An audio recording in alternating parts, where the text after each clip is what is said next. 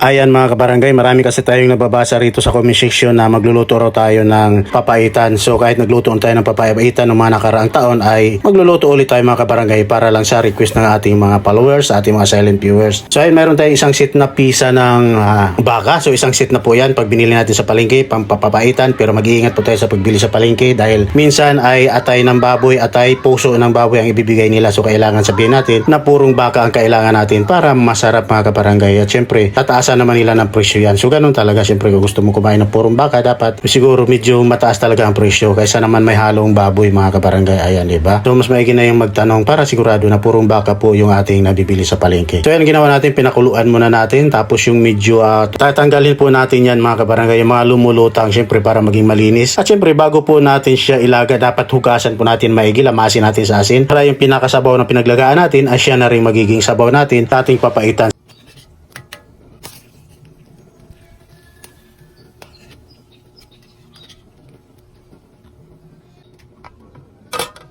So ayan, habang nilalaga natin, nag-prepare na rin po tayo ng bawang. Siyempre, ang pa-aromatics po natin mga kabarangay, ang ating bawang. So ito po ay original, authentic recipe ng mga Ilocano, pero hindi ko po sinabi na itong aking papaitan ay authentic Ilocano recipe mga kabarangay, dahil siyempre iba po ang diskarte ng mga Ilocano pag nagluto dahil sila po ang tunay na may-ari ng recipe na ito. Ayan, baka may mag-comment na naman. Hindi po, klaruhin ko lang po, ito po ay aking version lamang, hindi po ito ang authentic na papaitan. Pero kung depende po sa tumingin at sa mga nanonood, kung sabihin nilang authentic, baka pwede na rin. Ayan. Kaya syempre, prepare na natin ang ating bawang, luya, sibuyas. Yun lang naman, ganun lang kadali mag-prepare ng ating mga pampa-aromatics, pampalasa ng ating papaitan. At syempre, meron tayong siling labuyo, siling haba, siling green. Ayan. So, ayan, pagkalipas nga siguro mga 20 minutes natin pinakuluan. At saka natin hinango at pinalamig, syempre, bago natin hiwain. Ayan. Syempre, mas maigi na po yung pinakuluan natin bago natin hiwain. Kasi pag tayo po ay naghiwa na hindi pa siya napakuluan, medyo matagal po maghiwa, medyo matigas, at higit sa lahat, medyo madulas ang karne. So, mas maigi na yung medyo pakuluan muna natin ng siguro mga 10 to 20 minutes para maganda hiwain. Ayan. Gaya niyan mga kabarangay. Ayan.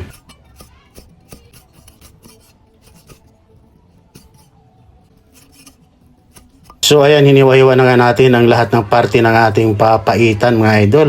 Ayan, at shout out sa aking mga followers at sa mga nag-request nga pala ng recipe na ito. Maraming salamat sa inyo, no? Kung di dahil sa inyo, hindi ko maisipan magluto ng papaitan mga kabarangay. So ayan na nga, nag-prepare na tayo ng ating kawali. Siyempre, lagay na rin tayo ng ating mantika. Ayan.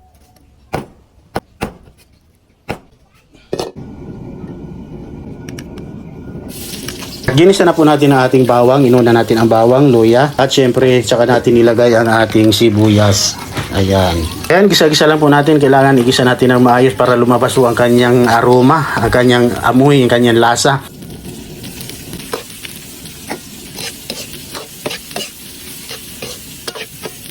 Tsaka naman natin nilagay ang ating hiniwa nating papaitan. At syempre naglagay nga pala tayo rito ng isang pirasong beef cubes. So depende na po, optional naman yan mga kabarangay. Kung ayaw ng beef cubes, pwede. Gusto nyo dalawang piraso, pwede syempre para mas malasa. Ayan. At sinalo na po natin sa paggisa-gisa ang ating beef cubes. So ayan, naglagay na rin po tayo rito ng patis. At nilagay na rin po natin dito ang ating papaitan, pampapait mga idol. At syempre paminta. Ayan, nilagay na rin po natin rito ang ating pampapait, yung abdo. At syempre nilagay tayo rito ng kunting bitchin at saka natin nilagay ulit ang ating pinagpapakuluan nating sabaw, syempre para malasa.